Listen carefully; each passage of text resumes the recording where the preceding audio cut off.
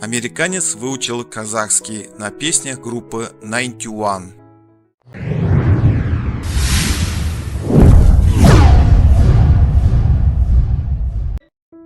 Американец Эван Аллен преподает английский язык в одном из университетов Тараза по программе Фулбрайта правительства США с сентября 2022 года.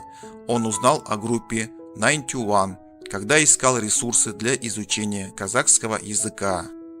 Я услышал 91 несколько лет назад, когда только начинал изучать казахский язык.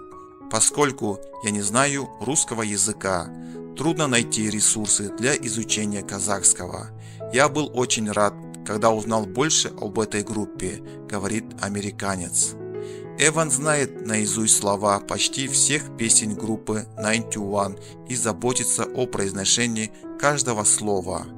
Я провел много времени, слушая их песни, просматривая видео 91 Space на YouTube, повторное произношение и интонацию каждого слова в их песнях и улучшая казахский язык. Гражданин Америки, находясь в Казахстане, хочет встретиться со своей любимой группой и поблагодарить участников за их музыку. В прошлом месяце я с другом побывал в сольных концертах в Астане. Я был очень счастлив. Мне нравилось среди таких людей, как я, которые знали каждое слово. Было очень здорово. 91, я благодарю вас за вашу музыку и надеюсь, что однажды я смогу встретиться с вами лично и поблагодарить вас.